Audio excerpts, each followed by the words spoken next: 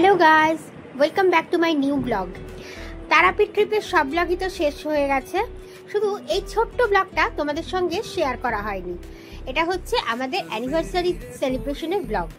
তো সব মানে ভেবেছিলাম ওই ব্লগের আগের ব্লগের সঙ্গেই এটা দিয়ে দেব, কিন্তু আগের ব্লগটা অনেক বেশি বড় হয়ে যাচ্ছিল দেখে এই ক্লিপগুলো আর অ্যাড করিনি। ভাবলাম এটার একটা আলাদা ক্লিপ, আলাদা একটা ছোট্ট ভিডিও করে তোমাদের সঙ্গে শেয়ার করি। তো এটা হচ্ছে 6 জুন, সকাল 11টা টাইম এখন। আর আমরা এখন যাচ্ছি আমাদের অ্যানিভার্সারি সেলিব্রেট করতে।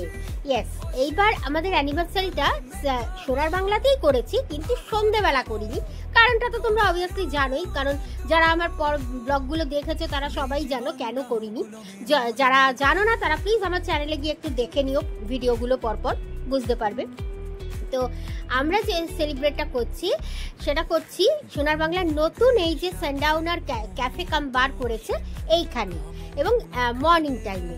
আর এদিকে দেখো পুলের অবস্থা, মানে কোনো লোক বোধহয় আর বাকি নেই এক্সেপ্ট আমরা যে পুলে নামার।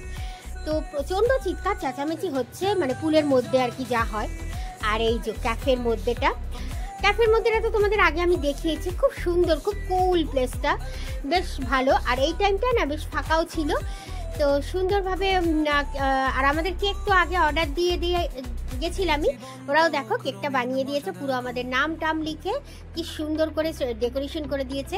আর কেকটার টেস্ট সত্যি যা ছিল না, পুরো ইয়াম্মি টেস্ট একেবারে, মানে পুরো আমরা কলকাতায় বার্থডে বা অ্যানিভার্সারিতে যেসব জায়গা থেকে কেক কিনি, বড় বড় কোম্পানির কেক যেরকম, সেই রকম টেস্টি।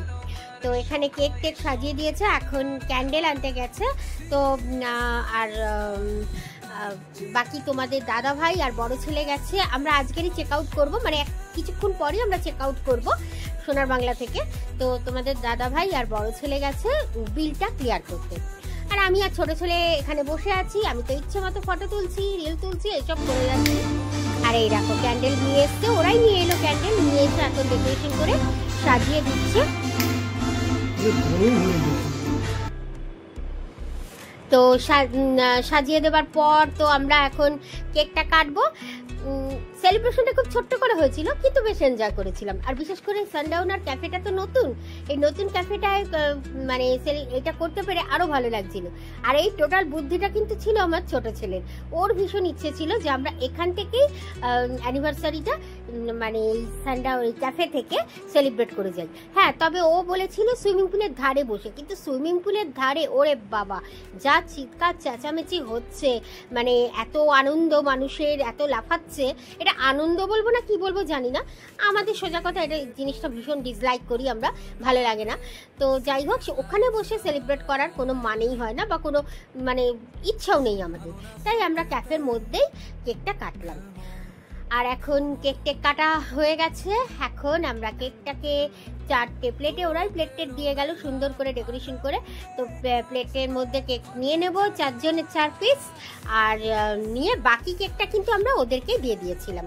আমরা প্রতিবারই সেটাই করি, কারণ কেক তো আর সঙ্গে নিয়েই করবো না, যাবো না এখন।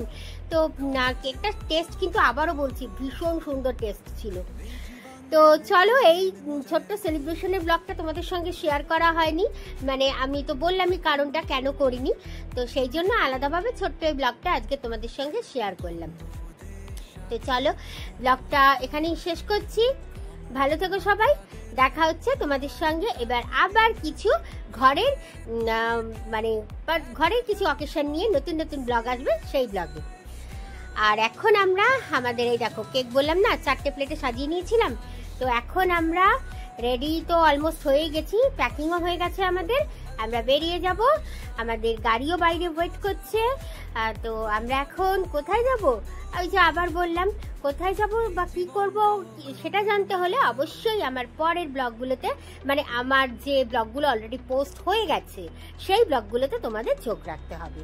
তো চলো, আজকের মতো ব্লগটা শেষ করছি। ভালো থেকো সবাই, দেখা হচ্ছে আবার নতুন ব্লগে। টাটা।